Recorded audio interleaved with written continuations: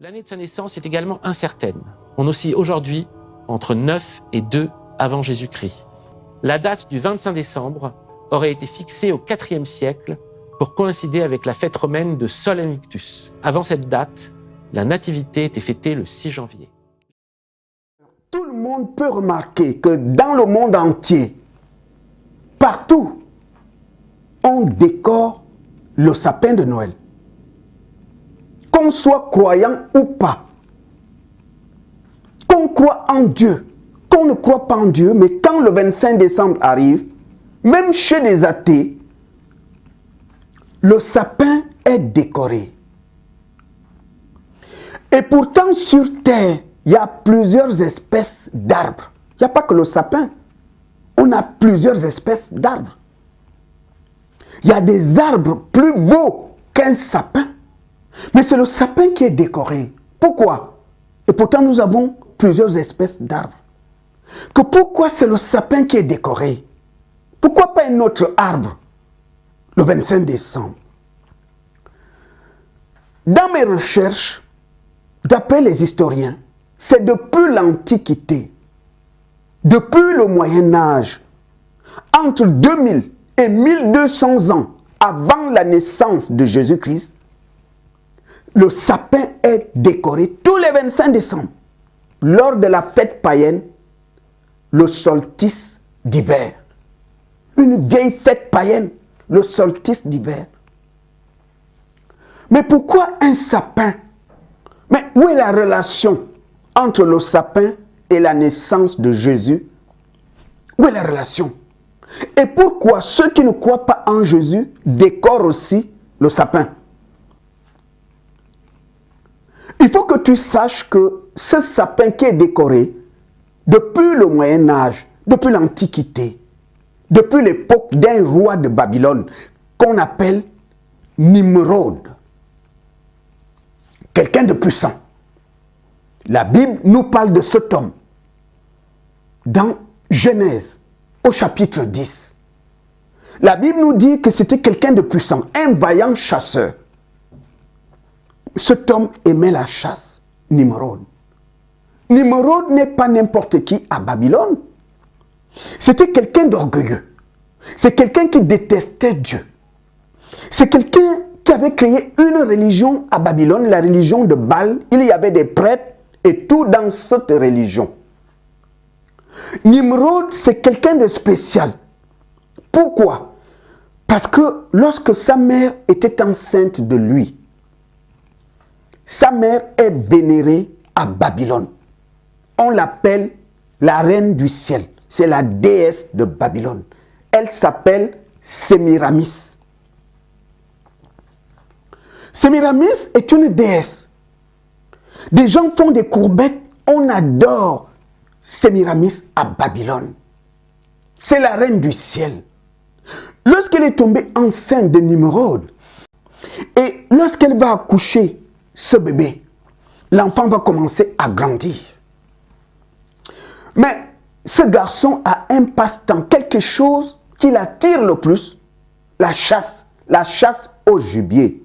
Il allait dans la forêt chasser le gibier. Quand il arrive à un âge où un homme peut se marier, avec tout ce qu'il y a à Babylone, comme des belles femmes célibataires, Nimrod, qui est considéré à Babylone comme Dieu, sa mère est une déesse, la reine du ciel. Il va s'approcher de sa mère. Maman, désolé pour ce que je vais te dire, mais je dois te dire ce que je ressens. C'est toi que j'ai envie d'épouser. Sémiramis n'en revient pas. Mon fils, mais je suis ta mère, arrête. Attends, mais il y a des jolies filles ici. Maman, c'est toi que je veux épouser.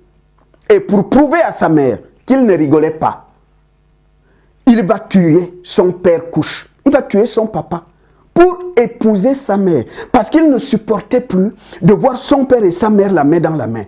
Le soir, quand son père et sa mère entrent dans la chambre, Nimrod était rage de jalousie. Il tue son père et il épouse sa mère Sémiramis. Là, on est à Babylone. Et Nimrod, comme il détestait Dieu, il va encourager le peuple de Babylone à aller dans les voies qui ne glorifient pas Dieu. Il crée une religion, la religion de Baal. Et les prêtres de Baal, ils célébraient le culte, ils faisaient la messe. Mais dans cette religion, il y avait des choses sales. Exemple, des sacrifices humains. En particulier, des sacrifices de bébés. Sachez, je vous le dis, il faut que vous sachiez, c'est une parenthèse, que la religion de Baal, c'est le grand-père, c'est l'ancêtre de la franc-maçonnerie d'aujourd'hui. Le dieu de Baal, c'est ce dieu-là qui est vénéré dans les loges maçonniques. Les francs-maçons l'appellent le grand architecte de l'univers. Et Nimrod disait à Babylone, puisqu'il est Dieu Nimrod, c'est le Dieu soleil, Dieu nous dit de ne pas aller vers un membre de ta famille. La perversion vient de Babylone. Elle a été encouragée par Nimrod, puisqu'il avait épousé sa propre maman. Bien-aimé, c'est terrible. Qu'est-ce qui va se passer? Nimrod a un oncle, il s'appelle Sem. Sem n'accepte pas tout ce que son neveu fait. Il dit non, trop c'est trop. Ce gars-là, il tue son père pour prendre sa femme qui est sa propre maman. Plus il pousse les gens à se détourner de Dieu. Parce que Nimrod, qu'est-ce qu'il va dire aux gens? Il va dire à Babylone, nous savons tous que Dieu a détruit le monde d'avant par l'eau au temps de Noé. Mais si, parce qu'on se détourne de Dieu, s'il ramène un deuxième déluge pour nous exterminer, moi j'ai la solution. Nous allons construire une grande tour qui va dans le ciel. La tour de Babel, comme ça. S'il ramène un déluge, un deuxième, parce qu'on ne marche pas dans ses voies, il ne pourra pas nous massacrer tous, parce que nous allons monter dans la tour. Dieu connaissant ses plans, Dieu a détruit la tour de Babel. C'était le but. Il pensait amener la tour dans les profondeurs là-bas, dans les nuages au ciel, parce qu'en amenant le peuple de se détourner de Dieu, il se disait, si Dieu vient de nouveau frapper avec un déluge, la tour, nous on va monter dans la tour, et l'eau ne pourra pas nous atteindre. Alors, Sem, qui est l'oncle de Nimrod, il n'accepte pas tout ce que son neveu fait. En plus, le neveu pousse le peuple à se détourner de Dieu. Lui, il va organiser le massacre, l'assassinat de Nimrod. L'oncle tue le neveu. Sémiramis est veuve à Babylone. La reine du ciel. Elle est veuve, celle qui est vénérée, adorée, la déesse de Babylone. Elle va dire, mon Dieu, Nimrod, mon fils de Marie, est mort. Qu'est-ce que je vais dire au peuple? Il va dire, écoutez, vous savez que mon fils était le Dieu soleil. À l'heure où je vous parle, il est retourné là où il était avant, dans le soleil. Et Babylone a cru à ça. Sémiramis, c'est la déesse de Babylone. Quand elle parle, tout le monde croit. Mais, quelques temps après, quelques mois, comme Sémiramis avait un petit copain, un amant, qui venait la voir discrètement, mais elle va tomber enceinte de ce monsieur. Mais comme elle est considérée comme une déesse, la déesse enceinte, elle s'est dit non, quand les gens de Babylone me verront enceinte, sachant très bien que mon mari est déjà dans le soleil, comment je vais expliquer ça? Elle va réunir les habitants de Babylone. Elle va dire, je suis enceinte, mon mari, le Dieu soleil, Nimrod que vous connaissez, est revenu se réincarner. C'est lui qui est là dans mon ventre. Babylone, c'est la fête, les cris de joie, c'est les danses. Leur Dieu est revenu se réincarner. C'est la grande fête. Nimrod est de retour. Donc, Sémiramis est enceinte. C'est Sémiramis qui va accoucher un garçon le 25 décembre. Et elle va donner à ce garçon le nom de Tammuz. Tammuz grandit. C'est Tammuz qui est né le 25 décembre. Là, on est dans le Moyen-Âge. Avant la naissance de Jésus. Tammuz grandit. Lui aussi est Dieu, Tammuz. Puisque Sémiramis a dit à Babylone que c'est le Dieu Nimrod qui est revenu se réincarner. Donc Tammuz aussi est vénéré. On l'adore.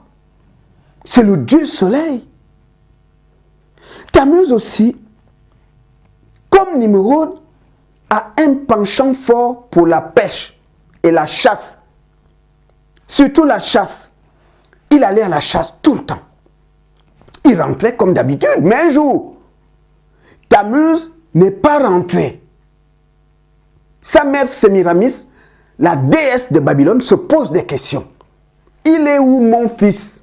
Elle commence à s'inquiéter et ordonne qu'on retrouve son fils.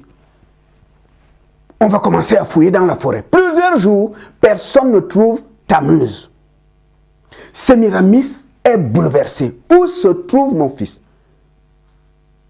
Quelques jours après, quelqu'un par hasard va trouver à côté d'un tronc d'arbre à la forêt un corps en décomposition avancée. Mais on ne sait pas à qui appartient ce corps. Un corps en pourritude. Et il va aller en ville. Il va dire, je ne sais pas si c'est Tammuz. Mais venez voir, j'ai trouvé un corps là-bas, les restes d'un corps. Sémiramis est venu avec les prêtres de la religion de Baal, la religion de Nimrod. Quand Sémiramis arrive, elle a vu les restes du corps en décomposition. Elle a dit, je connais mon fils. En fait, il est retourné là où il était dans le soleil. Ça, ce ne sont que les restes de son corps. On va ramasser les restes. Les prêtres de Baal, les prêtres de Babylone vont faire un culte à cet endroit et ils amènent les restes en ville. Qu'est-ce qui va arriver? Après un temps, quelqu'un qui passait à cet endroit va remarquer que les herbes ont poussé à l'endroit où il y avait des restes du corps de Tammuz, le fils de Sémiramis. Mais avec ces herbes, en même temps, il va remarquer qu'il y a un petit sapin qui pousse à l'endroit où le corps était en décomposition. Cet homme est venu avertir les prêtres de la religion de Baal, la religion de Nimrod. Et les prêtres ont informé Sémiramis, la déesse de Babylone. Elle-même est venue accompagnée des prêtres de la religion de Baal pour venir regarder. Et quand elle arrive avec les prêtres et le peuple, elle va dire, ce sapin n'est pas n'importe quel sapin. Ce sapin est le symbole de la renaissance de Tammuz. Le sapin grandit. Les prêtres de Baal venaient faire un culte, une messe à côté, autour de ce sapin. Et les femmes de Babylone venaient décorer ce sapin. Ce n'est pas n'importe quel sapin. C'est le sapin qui est le symbole de la renaissance de Tammuz. C'est sorti de la bouche de la déesse de Babylone, Sémiramis, et tout le monde croit. C'est pourquoi depuis le Moyen-Âge, depuis l'Antiquité, ce sapin est décoré. Ça aurait été un autre arbre qui poussait là, cet arbre allait être aussi décoré. Mais là, c'est le sapin qui sort à cet endroit. Un mensonge de Sémiramis qui a dit à Babylone que ce sapin qui sort là, là où on a trouvé les restes du corps de mon fils, c'est le symbole de la renaissance de mon fils Tammuz. Je vous informe que Tammuz est le dieu des francs-maçons. Quand vous entendez les francs-maçons parler du grand architecte de l'univers, il s'agit de Tammuz, le fils de Sémiramis, la déesse de Babylone. C'est pourquoi ce sapin est décoré depuis le Moyen-Âge.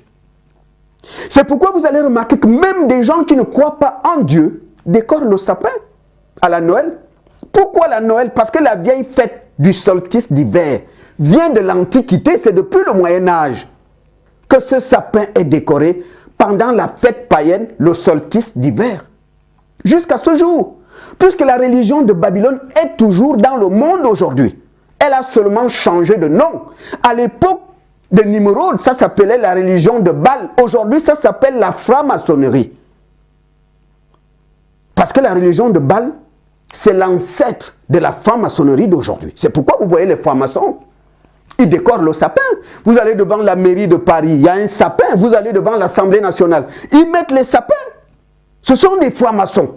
Parce que le sapin a un lien avec le dieu des francs-maçons. Tammuz, que Sémiramis a accouché le 25 décembre. Et le fameux sapin qui est décoré depuis l'Antiquité, c'est le sapin, symbole de la renaissance de Tammuz. C'est le fameux sapin qui avait poussé là où on avait trouvé les restes de son corps. C'est important à savoir. C'est ça la vérité. Mais pourquoi le sapin est décoré un peu partout? Il faut que vous sachiez qu'à l'époque de Nimrod, c'était Babylone, la grande puissance mondiale. Babylone gouvernait le monde. Et les prêtres de Babylone allaient partout pour propager la nouvelle religion de Nimrod. Cette religion qui se détournait des principes de Dieu. La religion qui ne voulait pas de Dieu. La religion qui combattait les principes de Dieu. La religion de Babylone. C'est pourquoi vous voyez dans le milieu des francs-maçons, il y a l'inceste. C'est pourquoi vous voyez chez des francs-maçons, il y a des sacrifices humains. Ça vient de Babylone. C'est comme ça que la religion de Babylone s'est propagée. Je vous prends un exemple. Regardez en Afrique, nos arrière-grands-parents, ils ne connaissaient pas la Bible. Mais qui a amené la Bible en Afrique? C'est le colonisateur. Le colonisateur est venu coloniser les gens et a amené sa religion. C'était exactement pareil à Babylone. Babylone gouvernait le monde et partout les prêtres de Babylone allaient partout apporter la religion de Babylone en milieu d'autres peuples qui n'avaient rien à voir avec cette religion. Je veux m'occuper spécialement au niveau des Romains. Il faut que vous sachiez que lorsque les prêtres de Baal arrivaient dans une région, ils amenaient la religion de Babylone. Les gens qui acceptaient, qui adhéraient à cette religion, ils donnaient à Sémiramis leur nom. Et au fils de Sémiramis, leur nom. Par exemple, au niveau des Romains, ils ont appelé Sémiramis Vénus et ils ont appelé son fils Tammuz Cupidon. C'est pourquoi chez les Romains, la déesse Vénus est vénérée. En fait, Vénus, c'est Sémiramis. Ça se passait comme ça. C'est pourquoi ce sapin est décoré. C'est depuis le Moyen-Âge. C'est le sapin symbole de la renaissance de Tammuz. C'est ce qui est sorti de la bouche de Sémiramis, la déesse de Babylone. Et depuis, de génération en génération, les païens décorent le sapin. Parce que c'est rentré dans leurs habitudes depuis leurs arrière-grands-parents, depuis l'Antiquité. Mais toi qui n'es pas de la religion de Babylone, pourquoi tu décores le sapin symbole de la renaissance de Tammuz? Nous, on n'est pas de cette religion. Nous, on ne croit pas à Tammuz. Nous, on ne croit pas au mensonge de Sémiramis, sapin symbole de la renaissance de Tammuz. Mais pourquoi? Pourquoi tu vas décorer un sapin qui a un lien direct avec le dieu des francs-maçons? Celui que les francs-maçons appellent le grand architecte de l'univers. Mais pourquoi tu décores ce sapin? Toi aussi, tu es franc-maçon. Toi aussi, tu es dans des sectes ésotériques. Parce qu'eux peuvent décorer le sapin. Parce que ce sapin a un lien avec leur Dieu. Qu'est-ce qui va se passer? C'est important. Le 17 mai, en l'an 352, je dis bien en l'an 352, quelqu'un sera nommé évêque à Rome. 352 après Jésus-Christ. Cet homme s'appelle Libère, le pape Libère. Cet homme, c'est lui, si aujourd'hui, l'Église catholique fait une fête le 25 décembre. Il faut que tu saches qu'entre le premier pape et le 35e pape, les chrétiens de Rome ne faisaient pas de fête le 25 décembre. Parce que c'était la fête païenne. La fête païenne qui a un lien avec le solstice d'hiver. La fête païenne qui a un lien, le 25, la naissance de Tammuz, le fils de la reine du ciel Sémiramis. Celle qui est née le 25. Entre le premier pape de Rome et le 35e.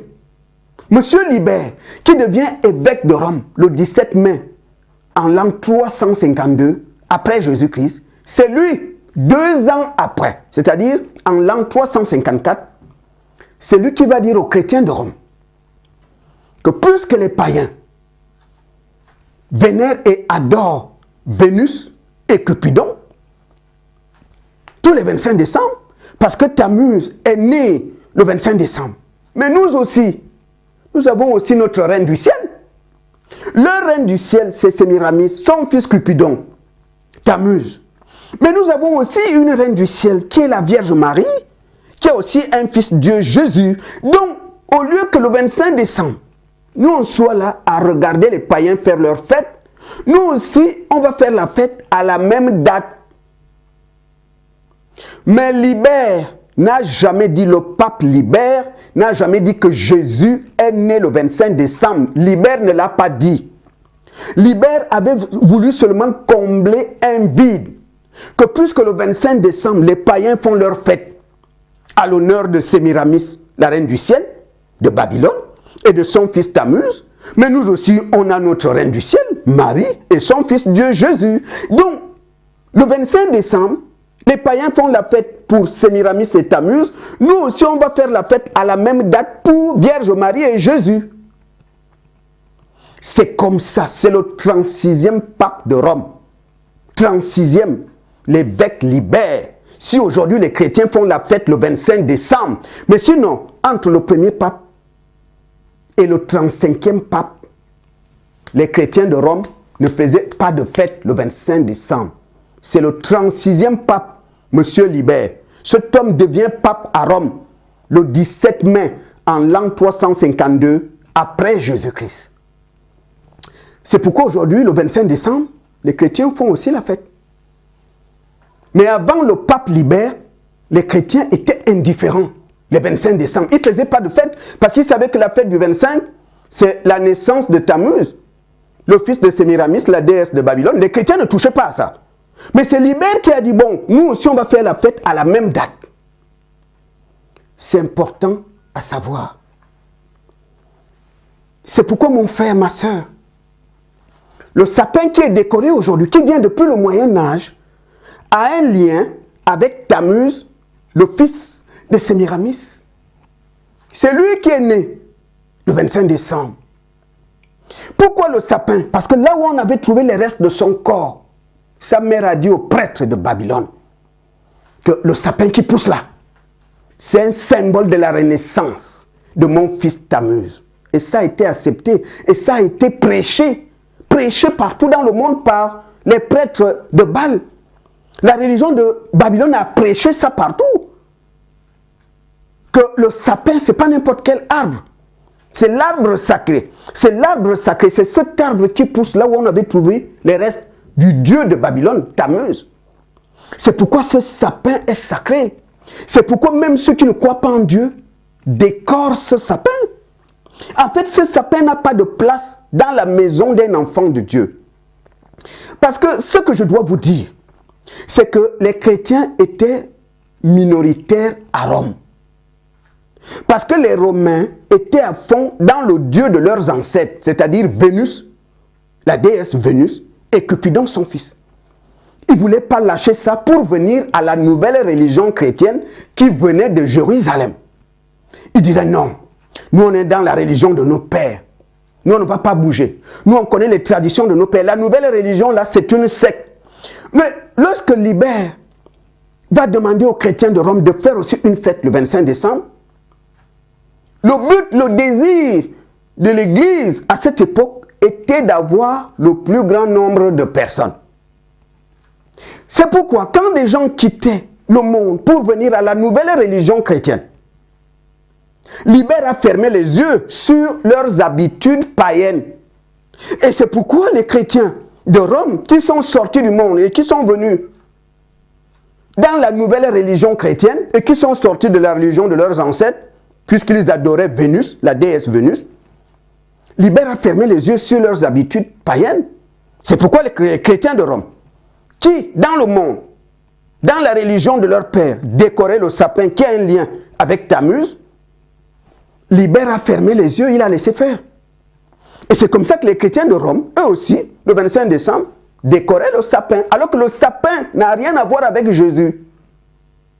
Puisque ce sapin est décoré depuis le Moyen-Âge, d'après les historiens, entre 2000 et 1200 ans avant la naissance de Jésus-Christ, le sapin que tu vois aujourd'hui est décoré depuis le Moyen-Âge. Ce sapin qui aujourd'hui dans le monde est décoré, c'est le symbole de la renaissance de Tammuz, le fils de la reine de Babylone. C'est ce qu'elle a dit aux gens et les gens ont cru à ça. Et comme l'évangile de Babylone a été prêché partout, les chrétiens qui ont adhéré à cette religion de Babylone décorent le sapin jusqu'à ce jour. Mais toi, tu es enfant de Dieu. Le sapin, symbole de Tammuz, le dieu des francs-maçons, fait quoi chez toi? Est-ce que toi aussi tu es franc-maçon? Est-ce que toi aussi tu es dans les sociétés secrètes? Ce sapin qui est décoré partout aujourd'hui dans le monde a une histoire. Ce n'est pas par hasard. Quand tu ne te poses pas de questions, il y a plusieurs espèces d'arbres sur terre. Pourquoi forcément le sapin? Pourquoi pas un autre arbre? C'est tout simplement parce que c'est le sapin qui avait poussé là où on avait trouvé les restes du corps du fils de Sémiramis, le dieu soleil. Et elle a dit devant tout le monde que ce sapin, c'est le symbole de la renaissance de Tammuz. Et les gens ont cru. C'est pourquoi vous allez voir aujourd'hui, même ceux qui ne croient pas en Dieu décorent le sapin. Même ceux qui ne croient pas en Jésus décorent le sapin. Parce que ce sapin n'a aucun lien avec Jésus. Libère n'a jamais dit que Jésus est né le 25 décembre. Libère n'a jamais dit que Jésus est né pendant les histoires de sapin et tout. Non. Il avait seulement dit que puisqu'à chaque 25 décembre, nous on ne fait rien, nous les chrétiens, pendant que les païens font leur vieille fête de solstice d'hiver, qui a un lien avec le dieu de Babylone, mais on va combler le vide, nous aussi on va faire la fête à la même date, c'est tout. Mais les chrétiens qui venaient du monde pour adhérer à la nouvelle religion chrétienne, au lieu de laisser leurs habitudes mondaines, ça revient à des gens qui viennent vers Jésus, et qui gardent toujours leur vie mondaine, leur vie de débauche, leur vie de boîte de nuit. Il y a des gens comme ça, ils viennent à Jésus, mais ils vivent comme des païens. C'était exactement ça. C'est pourquoi Libère a laissé ces chrétiens-là décorer leur sapin. Quand bien même le sapin, ils décoraient le sapin avant même de devenir chrétiens, parce que le sapin avait un lien avec le dieu de Babylone. Il y a quelque chose qui m'a quand même bouleversé. Lorsque vous demandez, je me souviens, quand j'étais à l'école primaire, on faisait le catéchisme dans une église catholique et le prêtre nous disait que Saint Pierre est le premier pape de l'église de Rome. Bien aimé, ce n'est pas vrai. Il faut que vous sachiez que les disciples, puisque Jésus leur avait dit d'annoncer la bonne nouvelle partout, lorsqu'ils partaient de Jérusalem et qu'ils venaient à Rome, parce que l'Empire romain était vaste, ils occupaient des territoires en Europe, en Asie mineure, même le nord de l'Afrique. Le Rome était la capitale de l'Empire et partout, l'empereur plaçait des gouverneurs. C'est pourquoi, en ce qui concerne Israël, vous entendez parler du gouverneur Hérode et Pilate, qui étaient des gouverneurs romains. Et c'est ce que l'empereur faisait. Il plaçait des gouverneurs partout. Donc, lorsque les chrétiens venaient de Jérusalem pour venir prêcher l'évangile à la capitale de l'Empire qui est Rome, tout le monde n'était pas d'accord avec l'évangile. Tout le monde n'était pas d'accord. Il y avait des ennemis, il y avait des gens comme jusqu'aujourd'hui, lorsque l'évangile est prêché, ce n'est pas tout le monde qui reçoit Jésus. Il y a des gens qui disent, ah non, moi je vais rester dans les traditions de nos pères, moi je vais rester dans nos histoires, vos histoires là, c'est pas... C'était la même chose. L'évangile, quand l'évangile est prêché, il y a toujours des gens qui ne sont pas prêts à donner leur vie à Jésus. Ou des gens qui repoussent l'évangile. Qu'est-ce qui va se passer? À cette époque, c'est Néron, l'empereur Néron, qui était empereur à Rome. Mais Néron avait des ennemis. Il y a des gens qui détestaient Néron. Il y a des gens qui voulaient mettre fin au règne de Néron, l'empereur Néron. ces gens se sont dit, pour renverser Néron, on va mettre le feu dans la ville. Comme ça, la population va se soulever contre Néron.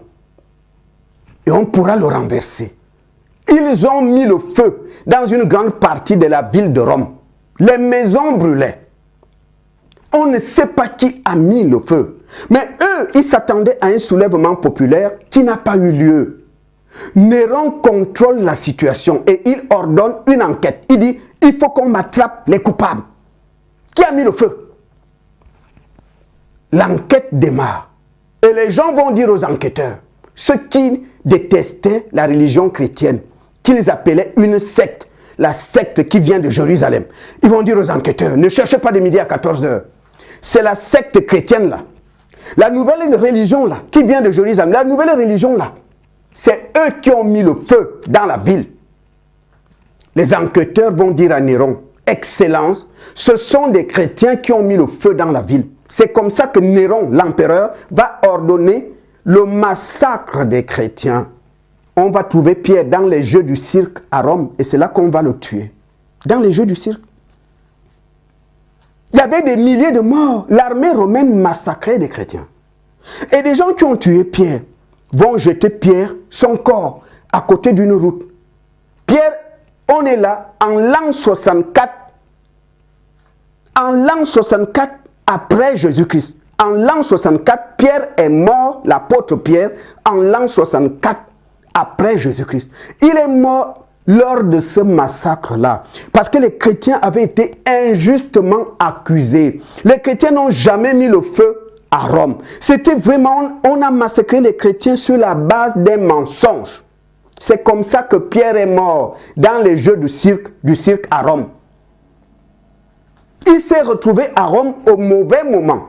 Au moment où les gens qui voulaient renverser l'empereur avaient mis le feu dans la ville.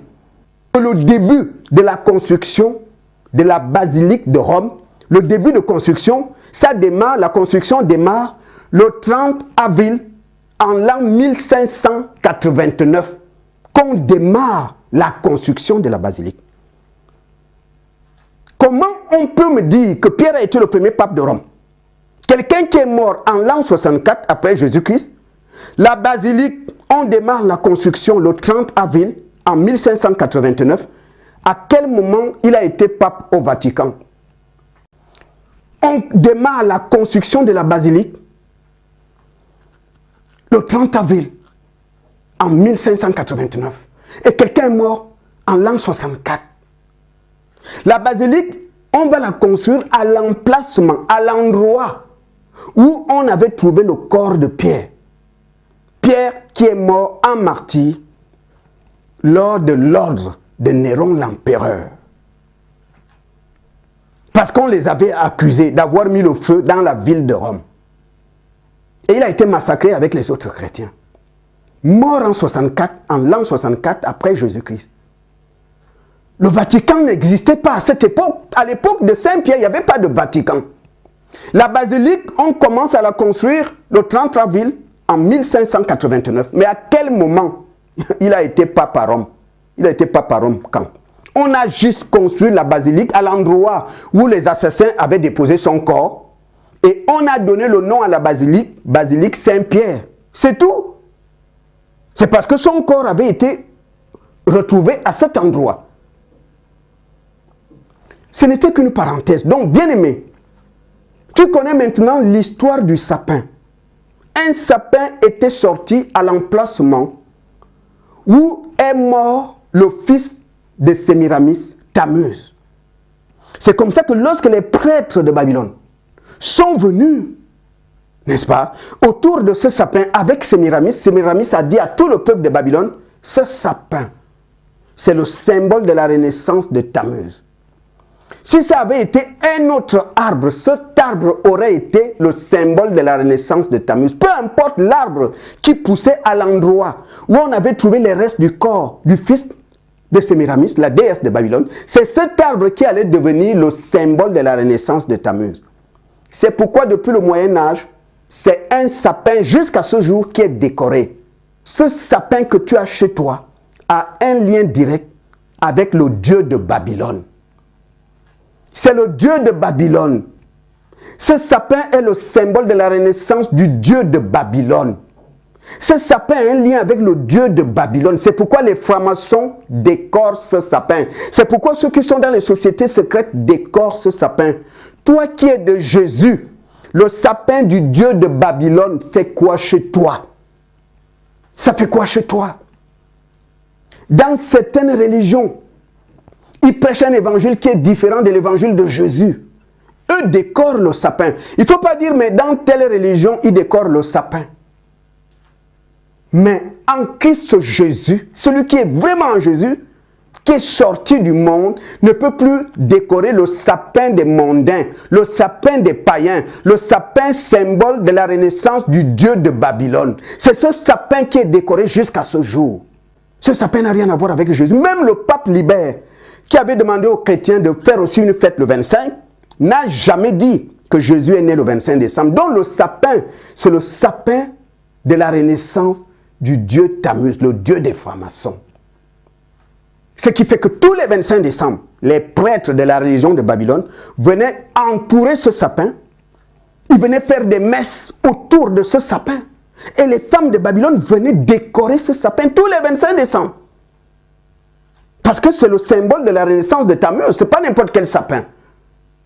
C'est pourquoi depuis l'Antiquité jusqu'à aujourd'hui, il est décoré.